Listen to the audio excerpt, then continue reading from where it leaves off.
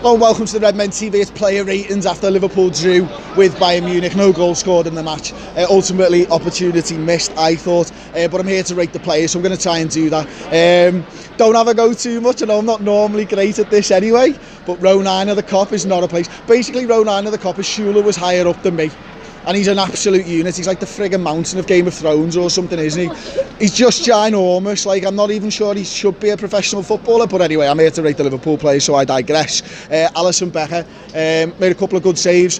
I thought he didn't start the game particularly well. Made a couple of poor decisions, maybe a couple of poor passes and stuff like that. But you know what? He's there to stop the ball going in the back of the net, so I'm going to give him a 7 out of 10 for that one.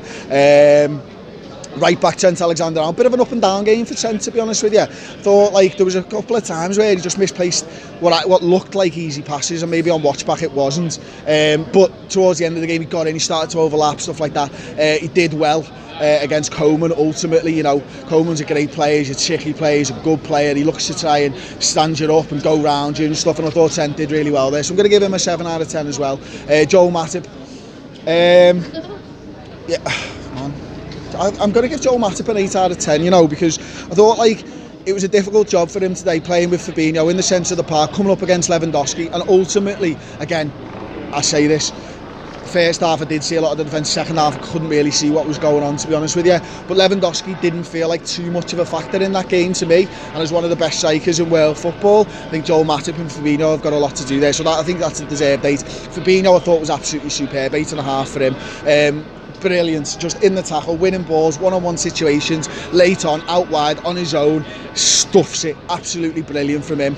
His passing's brilliant, we all know about Fabinho, and he was a big miss in the middle of the park, although those three midfielders did incredibly well. I thought they were all brilliant today. Left back Andy Robertson, what can you say, man? He is what he is, he never puts in a subpar performance, does he? I'm going to give him an 8 out of 10. He probably stayed back a little bit more than he's normally used to, but then I think Gnabry is a good player, so again, he's probably worried about that, worried about them on the counter-attack with those pace down the wing, looking to feed in Lewandowski and stuff. So yeah, 8 out of 10 for him. Jordan Henderson for me was my man of the match. I thought he was absolutely superb, absolutely brilliant, captain-like performance for him today, in the challenge, on the ball, quick passing, in a tough congested area of the field. I thought he did absolutely brilliant, set the tempo for Liverpool, and that's something that we needed tonight. I'm going to give him a 9 out of 10, I'm going to give Hendo Keita a 9 out of 10. I was really impressed with his performance again. It was so tough when you're driving into that final third, you're moving with the ball at pace at your feet and stuff like that, and players coming in for you. It's very, very difficult to get those little 1-2s off and look for those sort of slide rule passes and stuff. And yeah, all right, he never had that end product today, but I thought he did brilliant. He had a couple of shots first half as well, man. He nearly scored off one of the deflected shots from him. I thought that was in, to be honest with you. I'm going to give Hendo Keita a 9, and I want to see more like that from Hendo Keita. We've seen him steadily improve over the last couple of weeks, last few weeks, and this was a continuation of that progression. Gini Wijnaldum, probably an 8 out of 10 for Gini. I think that midfield three was absolutely brilliant.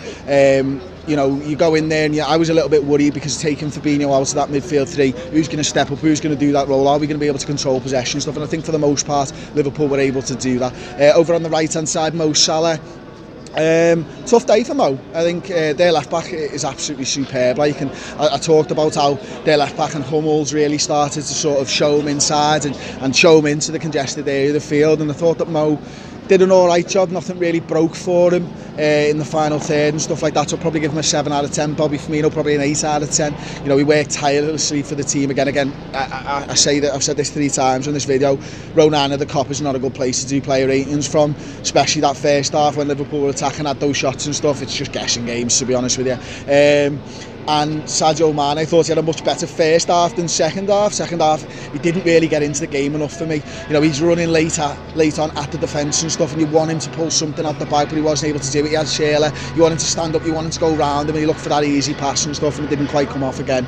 So I'll probably give him a 7 out of 10. James Milner, when he came on, double substitution, I was really surprised that Origi came on, but with James Milner for Bobby Firmino and Hendo Keita, thought James Milner came in, first thing he did, class of a lad, over the white line, out for a throw-in. Love that. He never lets you down, does he, James Milner? It was a short 20-minute odd performance from him, but it was definitely an 8 out of 10 for me. You know, he was all about the place. He was throwing tackles in left, right, centre, you name it, he was there. Divock Origi, probably a 6 out of 10 for him.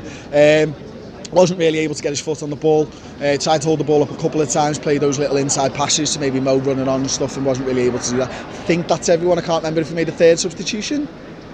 Don't think so. No, don't think so. So there you go. Leave me your player ratings in the comments section below. Don't forget to subscribe to Red Men TV on YouTube and let me know your thoughts of that game. Thanks for watching. I'll see you next time. Ta-ra.